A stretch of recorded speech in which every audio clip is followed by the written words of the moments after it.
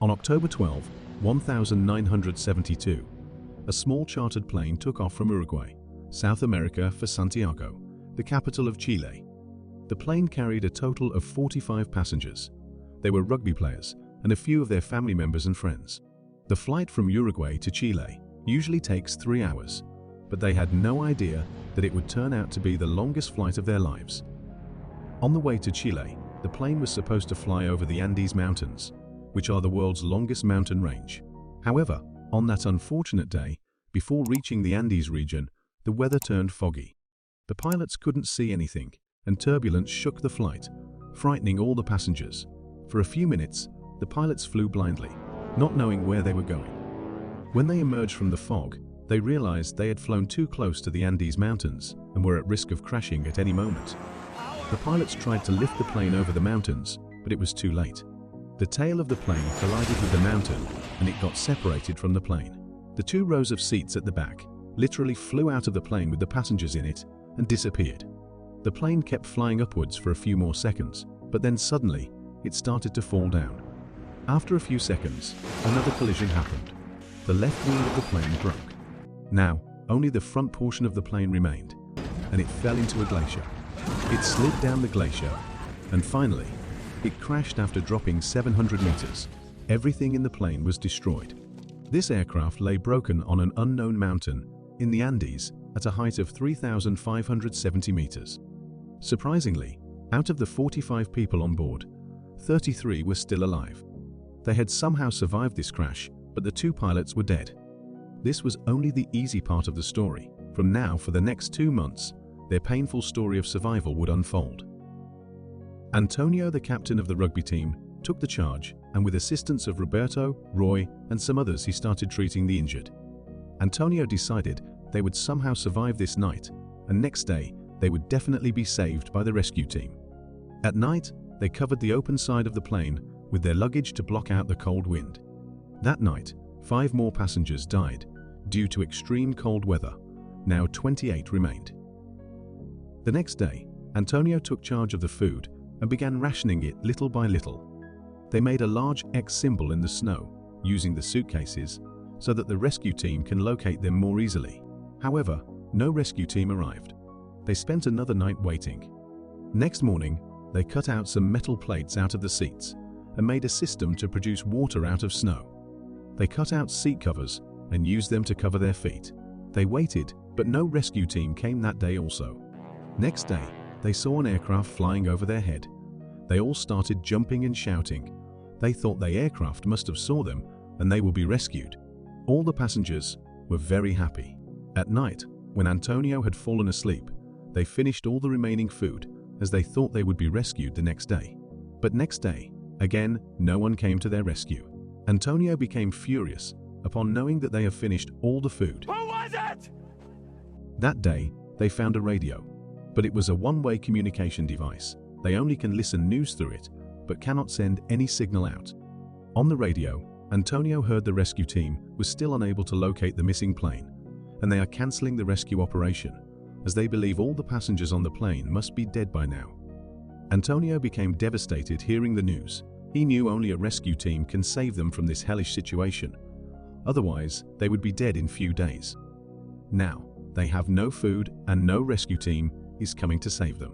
Nando said, "No one is coming to save us, so we have to find a way out of here on our own." Everyone said they are too weak to climb the mountains, as they have not eaten properly in days. Nando said to stay alive and to gain energy to climb the mountains, we have to eat the flesh of the dead. At first, no one agreed, but later, they realized they have no food and have to agree to Nando's proposal.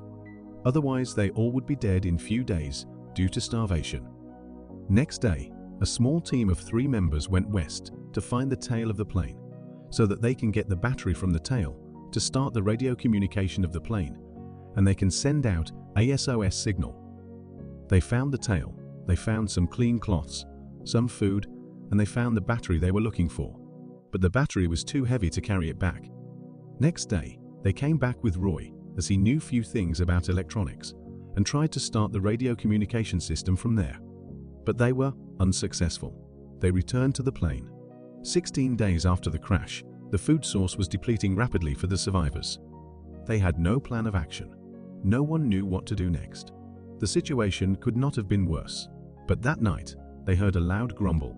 It turned out to be an avalanche.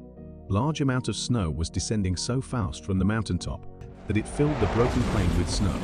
8 people were lost in the snow and suffocated. Antonio died. Only 20 survivors remained. These remaining 20 people got trapped in a small space under the snow.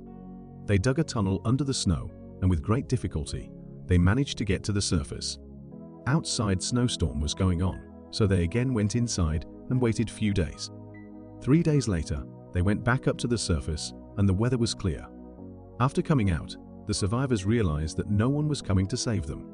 If they wanted to stay alive, they would need to put in the efforts themselves. There was no point in sitting at the crash site, waiting for help. They needed to try their best till the last breath. They decided to give a large portion of their food to Nando, Roberto, and Tintin, and send them out to look for help. They rested for few days to build up energy. On the day number 33, these 3 people set out to find help.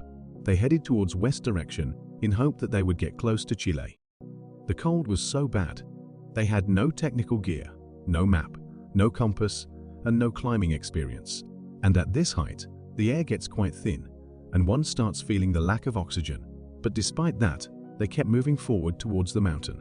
The sleeping bag they had stitched was useful at night. During the day, they kept moving forward, taking slow steps.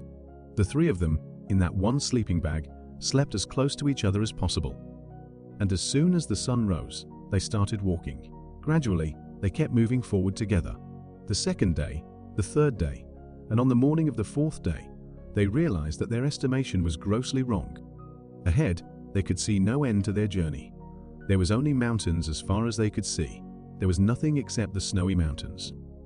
They sent back Tintin so that they can use his portion of extra food for their energy. On the far western horizon, they saw 2 mountains' peaks without snow. They assumed that they should keep traveling in that direction. They couldn't give up. Nando and Roberto keep hiking for many days. Finally, they reached a valley, where they spotted a river. They started following it. After following the river for few days, they finally saw some cows in the fields. They were so tired by this point that they couldn't walk farther. Right then, on the other side of the river, they saw 3 men on horses. Nando tried to shout, but the river was so loud that those people couldn't hear him. But by chance, one of them spotted Nando and Roberto. One man threw a pen and paper with the help of a rock towards Nando and Roberto. They wrote and threw back to them. They wrote, "I come from a plane that fell in the mountains." He also wrote that he was from Uruguay and had been walking for 10 days. His injured friends were at the crash site. Later, Nando and Roberto was admitted to nearest hospital. 70 days after the crash, 2 search and rescue helicopters finally reached the survivors to save their lives. In total, 16 survivors were rescued. They were in a terrible condition: altitude sickness, dehydration, broken bones, malnutrition. But all of them recovered.